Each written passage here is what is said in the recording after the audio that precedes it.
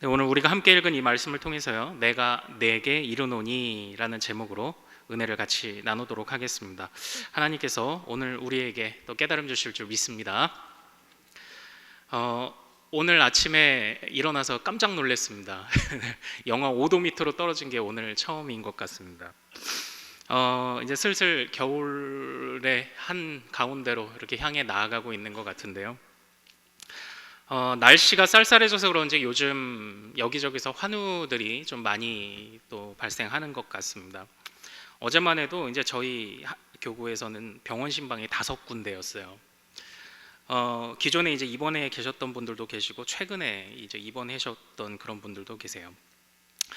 그런데 지난주 월요일 11월 25일에 저는 경기도 부천까지 KTX를 타고 좀 특별한 병원 신방을 좀 다녀왔습니다.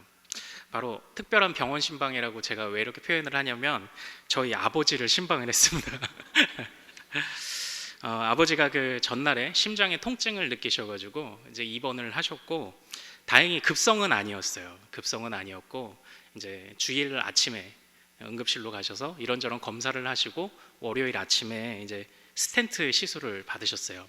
아마 이 중에서도 스텐트 시술 받으신 분 계실 거라고 생각을 합니다.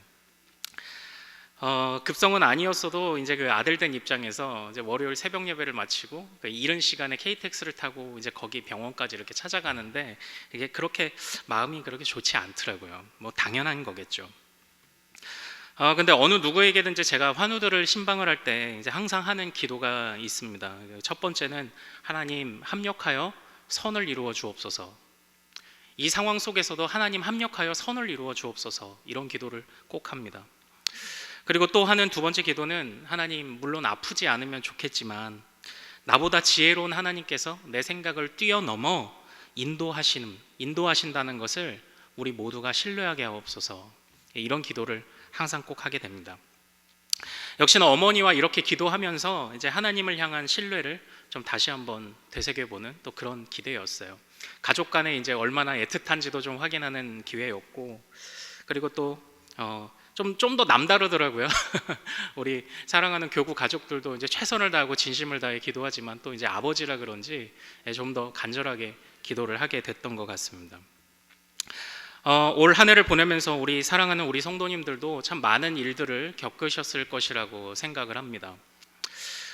그리고 그런 일들은 항상 그것이 좋은 일이든 나쁜 일이든지 항상 우리의 믿음을 시험하는 그런 흐름으로 항상 나타났을 거예요. 어려우면 어려운 대로, 아니면 또 좋은 일이 생긴다면 또 우리는 우리 자신의 교만이라는 것을 가지고 또 믿음과 씨름을 하는 상황들이 또 있었을 것입니다. 우리가 그 병에 걸리고 또 어려움을 겪을 때 하나님의 그 간절한 은혜를 간구하는 것처럼, 사실 그때에만 우리는 하나님의 그 은혜를 간구해야 되는 것은 아니겠죠. 모든 상황에 하나님을 참으로 신뢰하며 살아야 한다라는 것입니다. 그러나 우리가 겪은 그 수많은 상황들을 하나하나 돌아보면 그때마다 하나님을 최선을 다해서 과연 신뢰를 했는가라는 질문에 이제 부끄러운 우리 자신의 모습을 발견하게 된다라는 것이죠. 여러분은 올 한 해 보내시면서 어떠신가요? 항상 연말 되면 하는 후회들과 그런 아쉬움들이 있죠. 올 한 해 참으로 하나님을 신뢰하셨습니까? 저는 오늘 우리가 함께 읽은 말씀을 통해서 이 연말에 하나님을 향한 믿음과 신뢰를 좀 다시 한번 점검해 보고자 합니다. 주님의 뜻을 그래서 더욱더 좀 같이 알아가는 시간을 갖고자 합니다. 오늘 본문의 내용은 여러분들이 잘 아시는 것처럼 가버나움이라는 동네, 그러니까 그 북서쪽에 있는 동네입니다. 그 갈릴리 바다의 북서쪽에 있는 동네였고요. 여기에는 그 굉장히 규모가 큰 그 로마의 세관이 있었어요. 그래서 마태가 가버나움에 있는 세관에서 일하다가 예수님께 부름을 받기도 했습니다. 그리고 예수님은 그 당시 이 가버나움이라는 곳을 그 예수님의 전도 사역의 전진 기지로 많이 사용하셨던 것을 볼 수 있어요. 그것처럼 예수님의 그 오늘 내용은 예수님이 가버나움이라는 동네에서 한 중풍병자, 그것도 특이하게 등장을 했던 한 중풍병자를 고치신 그런 사건의 이야기를 담고 있습니다. 그런데 이 이야기 속에서 등장하는 등장인물들을 살펴보면 믿음에 있어서 대조되는 모습을 볼 수가 있거든요. 믿지 않는 자의 대표로서의 하나의 그룹은 중풍병자와 그의 친구들이라는 하나의 그룹이겠고요. 또 믿지 않는 자의 그룹은 서기관들과 함께 모여있던 자들이라는 또 하나의 그룹입니다. 오늘 저는 이들의 모습들을 좀 이렇게 비교해 보면서 정말 우리가 올 한 해를 반성을 하며 그리고 하나님을 향해 최고의 신뢰를 보내고 있는지를 좀 같이 이 말씀을 통해 좀 살펴보기를 원해요. 우선 예수님을 참으로 신뢰하는 자의 첫 번째 모습은 이렇게 표현할 수 있습니다. 영적으로 자신의 무능력함을 고백하는 자, 이것이 하나님을 신뢰하는 자의 첫 번째 모습입니다. 저는 이번에 아버지의 일을 겪으면서 제 자신의 우리의 무능력함을 참 많이 깨달았어요. 제가 도착을 했을 때는 이미 아버지의 시술이 시작되었습니다. 오래 걸리진 않더라고요. 30분 정도 걸렸습니다. 그런데 그 짧은 시간에 이제 어머니와 밖에서 초조하게 이제 기다리는 거예요. 모니터만 보고 기다리는 거예요. 그래서 시술 중 그러다가 완료라는 메시지가 뜨기만을 기다리고 오매불망 그냥 기도하는 마음으로 그걸 기다리고 있었어요. 그런데 그때 이제 한 간호사가 수술실에서 나오면서 누구누구 씨 보호자분 하고 부르더라고요. 그때 제가 손을 들었습니다. 네, 여기 있습니다 라고 손을 들고 그 간호사를 따라가서 이런저런 설명을 들었어요. 그런데 기차 타고 아버지를 이제 회복실에서 나오시는 것도 다 보고 일반 병실로 올라가는 걸 보고 기차를 타고 오는데 누구누구 보호자분 네 여기 있습니다 했던 그 장면이 계속 머리에 남는 거예요. 그래서 그때 수첩에 제가 마음에 떠오르는 한 문장을 이렇게 좀 적어봤어요. 그 문장은 바로 이것이었습니다. 나는 오늘 아버지의 보호자가 되었다. 바로 이 문장이었어요. 내가 어렸을 때는 아버지가 저의 보호자였거든요. 그런데 이제는 시간이 지나다 보니까 제가 아버지의 보호자가 되었습니다. 그리고 또 시간이 흐르면 저는 또 누군가의 보호를 또 다른 보호자를 필요로 하는 그런 사람이 또 되어 있겠죠. 우리는 살아가면서 점점 힘도 세지고 자라가는 것 같죠. 그러나 사실 우리의 인생은 그런 것 같아요. 보호자를 필요로 하는 인생으로 왔다가 보호자를 필요로 하는 인생으로 지는 그것이 우리의 인생이 아닌가 그런 생각을 한번 해보게 되었습니다.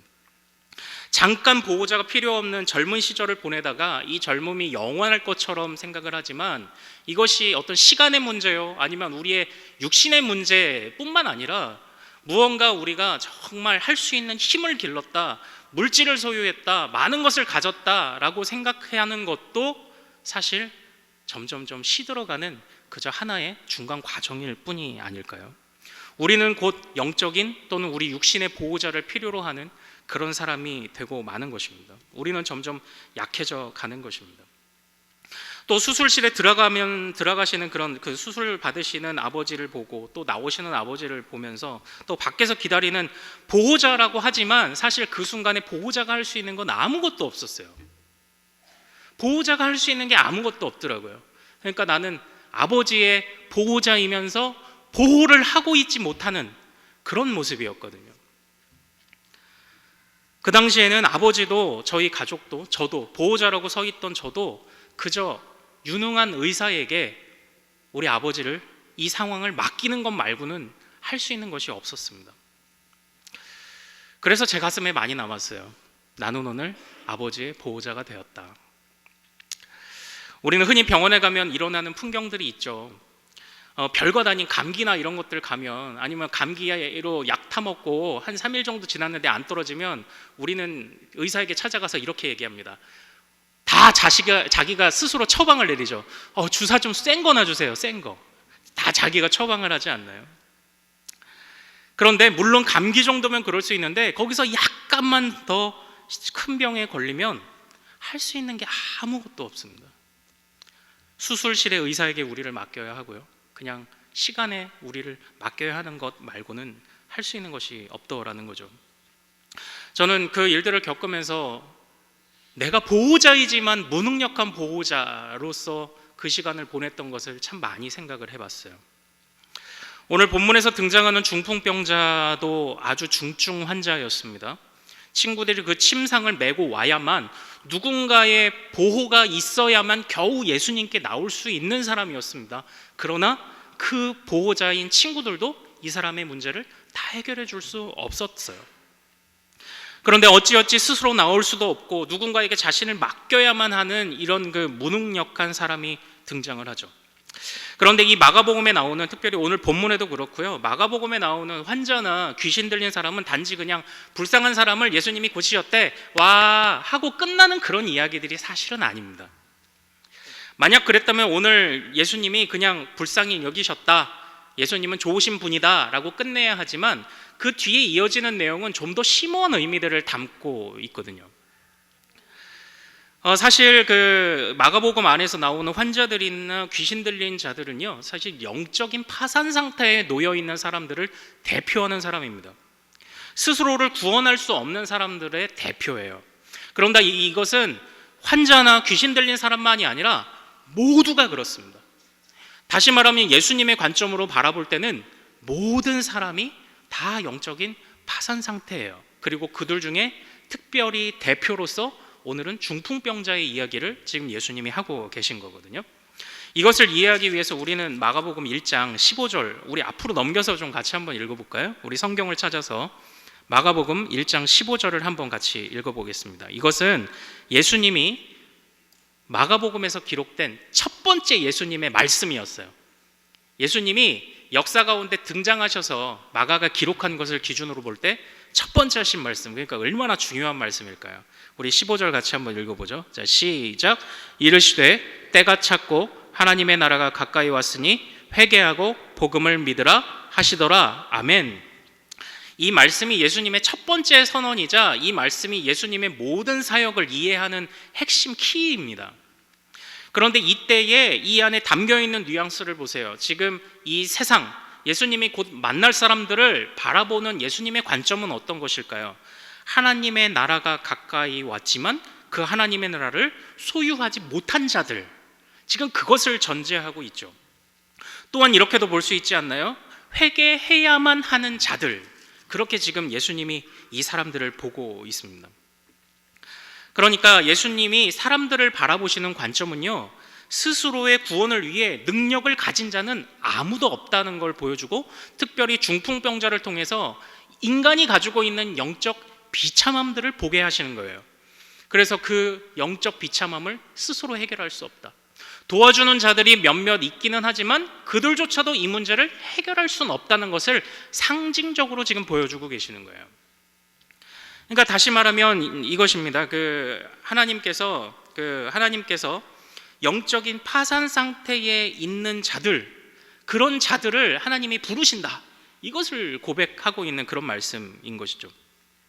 여기서 우리는 올 한 해를 또 한번 돌아보게 되죠. 여러분들께서는, 그리고 저는 하나님 앞에서 매 순간 자신의 무능력함을 고백했는가? 하나님 아니면 살 수 없음을 고백했는가? 내가 무익한 종임을 항상 고백했는가? 이 질문을 우리는 항상 던져봐야 한다라는 것입니다. 올해 사실 우리에게 어려운 일들만 있지는 않았을 거예요. 무언가 많은 성취들을 여러분들은 거두기도 하셨을 것입니다.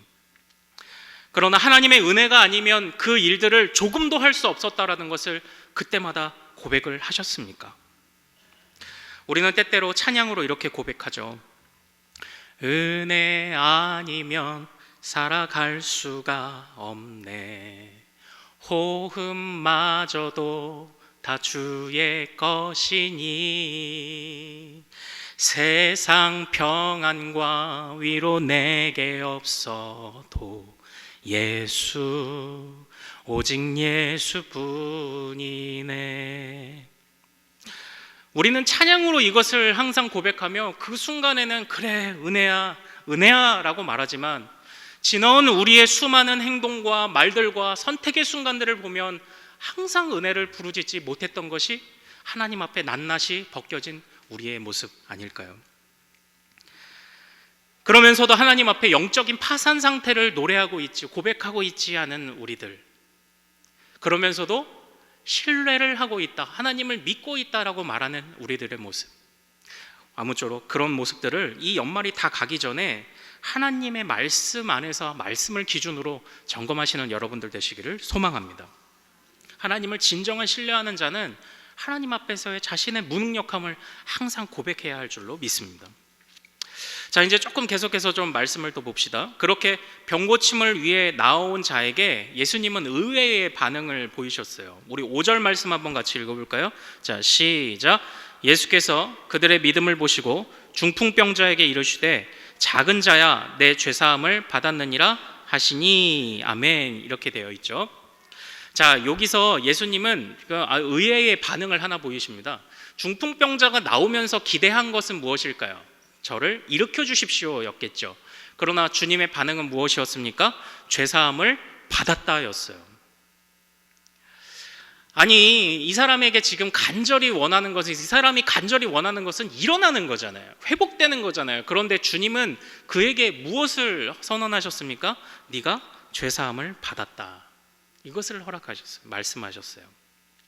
여기에서 우리는 예수님을 참으로 신뢰하는 자의 두 번째 모습을 볼 수 있게 됩니다. 그것은 뭐냐면 예수님께서 허락하신 것은 모든 것이 선하다는 믿음을 갖는 거예요. 예수님께서는 나보다 지혜가 더 풍성하시기에 나를 더 귀한 것으로 나를 이끄신다는 것을 믿는 것이 진정으로 예수님을 신뢰하는 것입니다.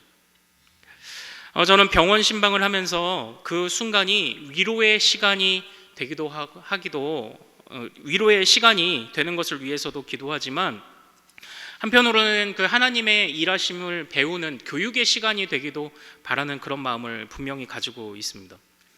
그리고 그것은 성도들뿐만 아니라 가서 같은 말씀을 읽고 같은 기도를 하더라도 스스로 저 자신에게도, 함께하는 우리 신방 모든 대원들에게도 동일하게 주어지는 숙제이거든요. 우리 자신을 그런 교육하는 기회로, 그런 기회들이 또 되더라고요. 항상 나를 비춰보게 되는 거죠. 이런 상황에서 나는 감사를 또 말할 수 있을까? 급성도 아니고 잠시 협심증이 와서 스텐트라는 시술을 하셨던 그 아버지의 모습 속에서도 요동쳤던 내 마음을 생각하면서, 야, 나는 우리 아버지가 만약 여기서 조금 더 심했다면 나는 그럼에도 감사를 말할 수 있었을까? 그런 것을 생각해 보게 됩니다. 그러면서도 어려운 상황 속에서도 버티는 우리 성도님들을 보면서 정말 제가 많이 또 배우고 있어요. 그러니까 서로 배우는 시간이 되는 것 같아요. 그런데 이번에 우리가 그 감사절을 맞이해서 감사나무 꾸미기를 이렇게 했잖아요. 그런데 거기에 보니까 대부분 가족을 주셔서 감사합니다, 뭐 선생님을 주셔서 감사합니다, 우리 교회를 주셔서 감사합니다, 무언가 있음으로 인해서 감사하다는 기도 제목들이 많더라고요. 그런데 제가 못 찾은 걸 수도 있겠지만 안타까운 건 무언가 없음으로 인해서 감사하다는 그런 제목을 찾기는 쉽지 않았습니다. 우리가 무언가 있을 때 감사하는 것은 누구나 다 할 수 있거든요. 그런데 무언가 없음에도 감사할 수 있는가? 사실 이것이 우리의 속마음 아닐까요? 무엇이 있기 때문에 감사합니다. 하나님이 무엇을 하셨기 때문에 감사합니다. 하나님이 큰 은혜를 주셨기 때문에 감사합니다. 하나님이 역사하시지 않는 적은 없는데 더 큰 은혜를 주셔야만 겨우 감사를 할 수 있는 것이 우리의 모습이고, 우리는 그것을 믿음이라고 말하고 있다라는 것입니다. 그런데요, 만약에 우리 아버지에게 심장에 통증이 있다는 말만 듣고 실력 없는 의사였다면 이렇게 얘기했을 겁니다. 진통제를 좀 처방해 드릴 테니까 진통제를 며칠 좀 드셔보시죠. 아마 이렇게 얘기를 했을 겁니다. 그러나 실력 있는 의사는 어떻게 하나요? 살을 좀 째더라도, 그리고 조금의 어려움이 있고 비용이 들어가더라도 통증이 있는 그 심장에 눈으로 볼 수 없는 부분까지 그 부분을 모두 검사하고 조사해서 심장에 바로 조치를 취하자고 말하는 게 실력 있는 의사겠죠. 무언가 단지 있기 때문에 감사하다고 말하는 것은 이렇게 좁은 시각 안에서 바라보는 것은 아닐까요? 그저 우리의 이 좁은 울타리 안에서만 바라보고 그 상황을 판단하는 그런 실력 없는 의사와 같이 그런 눈으로 우리가 우리 자신들을, 우리의 인생들을 바라보고 있는 것은 아닐까요? 우리 판단에 단지 없기에 불평만 하는 그런 것들은 진통제만 처방하는 그런 미련한 짓 같은 거예요. 그러나 하나님께서는 예수님을 통하여서 오늘 이 사람에게 누가 생각해도 가장 필요한 것은 일어나는 것이지만, 그러나 그것보다 앞서서 그에게 있어 가장 필요한 것은 그가 죄사함을 받아 복음을 듣고 복음을 영접하여 하나님 나라 백성이 되는 것이 하나님의 가장 큰 지혜로 그에게 원하시는 일이라는 사실이다라는 것이죠. 그러므로 우리 안에 일어나는 많은 일들에 대해서 우리는 분명히 기도해야 됩니다. 회복을 위해서 기도하고 또 주님께서 우리의 모든 상황들을 선으로 바꾸실 것을 위해서 기도하지만, 그러나 그에 앞서서 우리가 항상 기도해야 하는 것은 주여 복음에서 떨어져 나가지 않게 하옵소서. 주여 내가 하나님 나라의 백성으로 항상 머무르게 하옵소서. 이 일들을 통하여서 내가 하나님의 나라의 풍성함을 더욱더 갈급해하게 하옵소서. 이것을 느껴야 한다라는 것입니다. 그러나 우리 예수님께서는요, 저 일어나게 해주세요 라고 말하는 자에게 단지 그냥 하나님 나라 죄사함이나 받아 라고만 말하시는 그런 분 아니세요. 예수님은 우리에게 가장 필요한 것을 아시는 분입니다. 우리보다 더 지혜가 많은 의사이십니다. 2절에서 보면요, 그 1장에서 그 나병 환자에 관한 소문을 듣고 많은 사람들이 모였어요. 그런데 2절 말씀, 우리 2절 말씀 좀 한번 같이 볼까요? 자, 시작. 많은 사람이 모여서 문 앞까지도 들어설 자리가 없게 되었는데 예수께서 그들에게 도를 말씀하시더니, 여기서 뭐라고 이야기를 하고 있습니까? 많은 사람들이 모여든 것, 아마 1장 마지막에 나와 있는 나병 환자의 그 이야기들을 듣고 예수님이 절대 말하지 말라고 했거든요. 그것은 뭐냐면 돼지에게 진주를 줄 수 없다는 것입니다. 돼지에게 진주를 줄 수 없다. 복음의 가치를 모르는 사람들에게 이 병고침의 소식은 아무런 유익이 되지 않는다. 그런데 아니나 다를까 그 사람은 널리 가서 이 이야기를 전했고, 사람들은 예수님을 쫓아 오다가 수일 후에 드디어 가버나움에 들어가셨다는 예수님의 소문을 듣고 모여들었던 것입니다. 그때에 나와왔던 수많은 사람들은 어떤 바램들을 가지고 모였을까요? 나도 낫게 해달라는 그런 바램을 가지고 왔을 것입니다.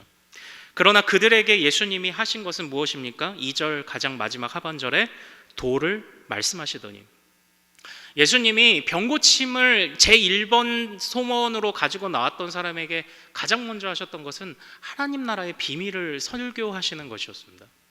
하나님 나라의 복음을 전하는 것이었어요. 그러니까 무엇이 우선이고 이 사람들에게 무엇이 가장 필요하다는 것을 주님이 알고 계셨다라는 것입니다. 중풍병자에도 마찬가지죠. 그래서 죄사함을 먼저 선언하셨던 것입니다. 또한 3절에서 5절에 보면 또 감사하게도 주님이 사람들의 마음을 아신다라고 이렇게 표현하는 부분들이 등장을 합니다. 주님은 사람들의 마음을 아시는 자입니다.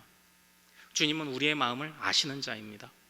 그러므로 주님이 때때로 우리의 1번 소원을 주님께서 잠시 미뤄두시고 하나님이 자꾸 엉뚱한 대로 우리를 이끄시는 것 같지만, 그러나 우리의 마음을 아시는 주님께서 우리의 올려드리는 기도 제목도 절대 외면하지 않으실 줄로 믿습니다. 우리는 그저 예수님이 이끄시는 대로 유능한 의사를 신뢰하고 그냥 따라가기만 하면 된다라는 것입니다. 이것이 우리가 점검해야 될 그 믿음이에요. 사실 이 가버나움이란 동네는 예수님이 능력도 많이 행하셨지만, 그러나 마태복음 11장 같은 곳에 보면 어떤 이야기들이 있냐면, 이런 놀라운 기적과 교훈이 있음에도 불구하고 가버나움 사람들이 회개하지 않았으므로 예수님은 가버나움이 멸망하게 될 것이라고 선언하시는 그런 대목이 나옵니다. 또 우리도 알고 있지 않나요? 그 예수님의 어떠하심을 귀신들도 알고 있습니다. 그러나 그들은 구원받지 못합니다. 왜냐? 하나님이 보내신 이 예수가 더 지혜가 많으신 분이라는 것을, 구원자 메시아라는 것을 믿지 않기 때문인 것이죠. 그래서 가버나움 사람들은, 이 자리에 함께 모여 있던 사람들은 구원받지 못하였고, 또 귀신들은 당연히 예수의 정체에 대해서 알고는 있지만 믿지 않았기 때문에 귀신들은 아무런 표현이 좀 그렇습니다만 아무런 능력도 경험할 수 없었던 거죠. 우리는 항상 고백하고 있습니다. 주 나를 광야로 이끄실 때 기쁨으로 나아가리라. 신실하신 주를 신뢰해. 올 한 해를 돌아보면서 정말 여러분들에게 이 믿음이 있습니까? 주님, 나를 광야로 이끌어 주십시오. 주님, 나를 광야로 이끌어 주셔도 주님과 함께 한다면 내가 담대히 그 길을 걸어가겠습니다 라는 기도보다는 주여 이 광야를 피하게 하옵소서라는 기도를 더 많이 우리는 하지 않았나요? 그러나 분명히 우리는 고백해야 될 줄로 믿습니다. 주님은 나보다 지혜가 많으십니다. 주님은 나보다 능력이 많으십니다.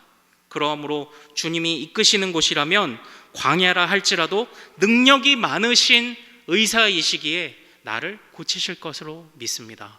이것을 항상 고백하시는 여러분들 되시기를 소망합니다. 이렇게 믿음으로 하나님 앞에서 고백하며 나아가는 자에게 주시는 은혜가 무엇인지 아십니까? 바로 하나님이 능력을 베푸신다라는 거예요. 결론적으로 우리는 알고 있지 않습니까? 이 중풍병자가 어떻게 되었습니까? 일어나 걸었습니다. 그 당시에 6절에 보면은 서기관들이 앉아 있었다고 이야기를 하고 있습니다. 그런데 그 서기관들이 이런 마음을 품었죠.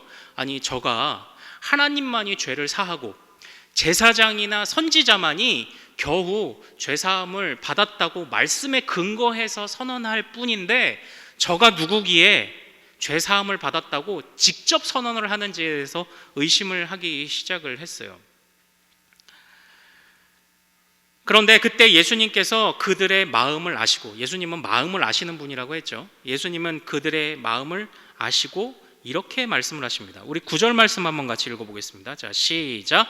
중풍병자에게 내 죄사함을 받았느니라 하는 말과 일어나 내 상을 가지고 걸어가라 하는 말 중에서 어느 것이 쉽겠느냐. 예수님이 이런 말씀하시거든요.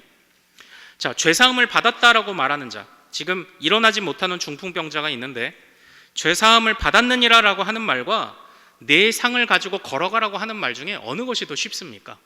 어느 것이 더 쉽나요? 어느 것이? 네. 죄사함을 받았다라고 하는 말이 사실 더 쉽습니다. 왜냐하면 검증할 길이 없거든요. 그런데 내 침상을 들고 걸어가라 라고 하면 이거는 그 자리에서 못 걸어가면 검증이 되어버리잖아요. 그러니까 이 당시에 거짓 선지자들은 이런 짓을 하고 다녔어요. 내 죄사함을 받았다라고 선언하고 그의 귀에 가려운 말들을 들려주면서, 그들이 원하는 말들을 들려주면서 돈을 취하고 이득을 취하던 거짓 선지자들이 많이 있었습니다.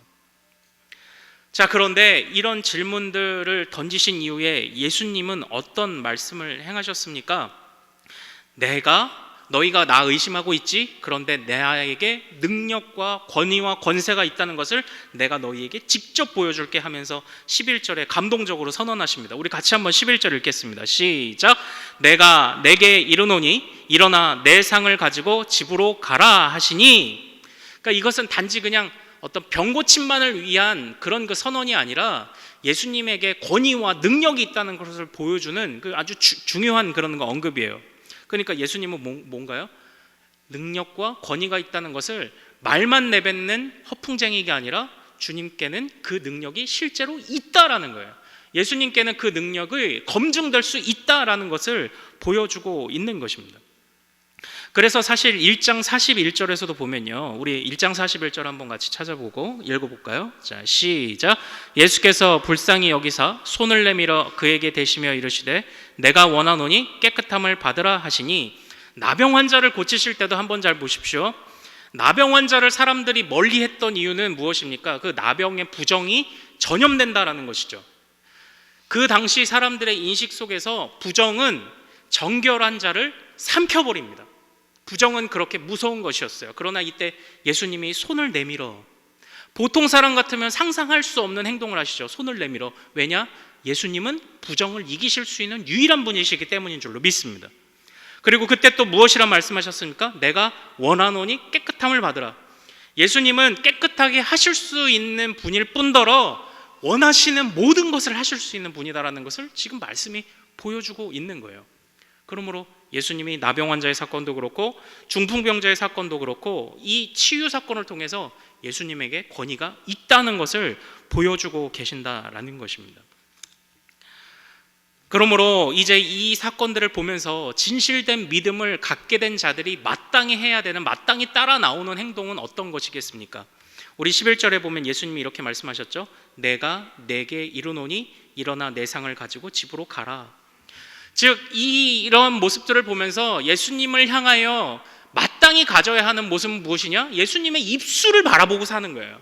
예수님의 입술에서 무슨 말씀이 나올까? 저 입술을 바라보고 저 입술에서 나오는 모든 말씀이 이루어지는구나를 바라보며 살아가는 거예요. 그러니까 오늘 우리의 이 말씀의 제목처럼 오늘 우리에게 정말 하나님을 신뢰한다고 말하는 우리에게 많은 것들을 점검하고 돌아보지만 이 말씀을 통해서 주시고자 하는 핵심 메시지는 너희가 예수의 입술에서 나오는 모든 말씀을 온전히 신뢰하느냐를 끊임없이 우리에게 물어보고 점검해야 한다는 것입니다. 내가 내게 이르노니 그 입술에서 흘러나오는 권세 있는 말씀을 있는 그대로 신뢰하는가? 그 말씀이 더 지혜롭고 그 말씀이 나보다 더 능력이 많으신 의사의 말씀이라는 것을 신뢰하고 있는가? 그것을 지금 우리에게 묻고 있는다라는 것입니다. 복음이 선포될 때 사람들의 반응은 두 가지였어요. 그것을 신뢰하든지 받아들이든지 아니면 거부하든지.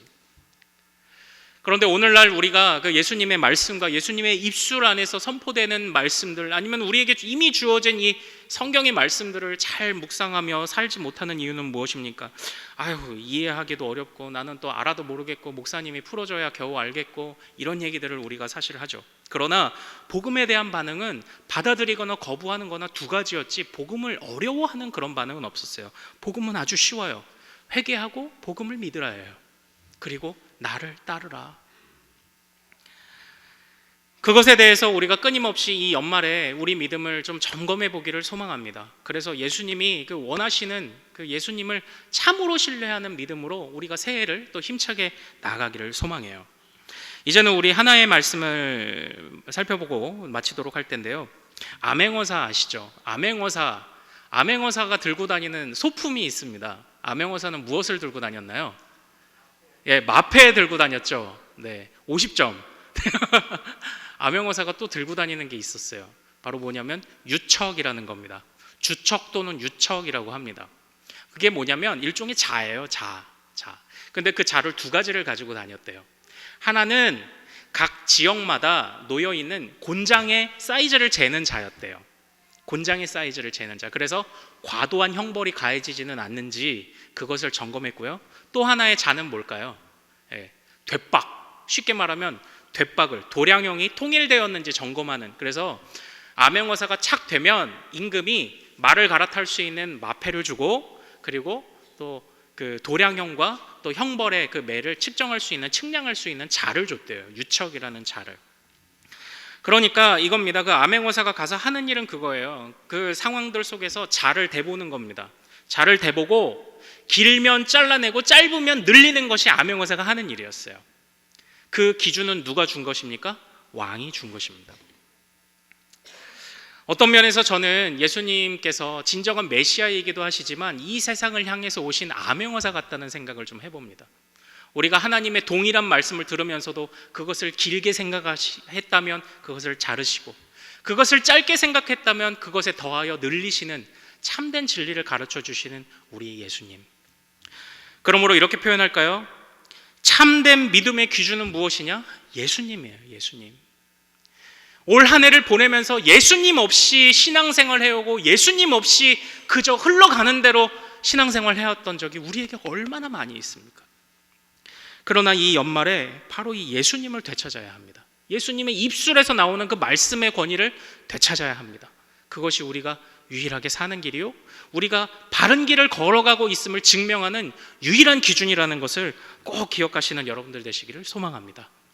내가 내게 이르노니, 주님이 이르시는 모든 말씀을 기뻐하고 즐거워하며 주님께서 보시기에 길지도 짧지도 않은 믿음으로 이 한 해를 돌아보고 2020년을 맞이하시는 여러분 되시기를 소망합니다. 우리 같이 좀 찬양하며 좀 기도할까요? 우리 설교 중간에 소개했던 찬양입니다. 주나를 광야로 이끄실 때 기쁨으로 나아가리라. 광야길도 좁은 길도 주여 내가 이것을 피하는 것만을 위해서 기도하지 않겠습니다. 그 길을 걸어갈 수 있도록 힘주시는 주님 붙잡고 나가겠습니다. 우리 이것을 같이 좀 기도하기를 원해요. 나보다 능력이 많으신 주님 의지하며 같이 찬양하길 원합니다.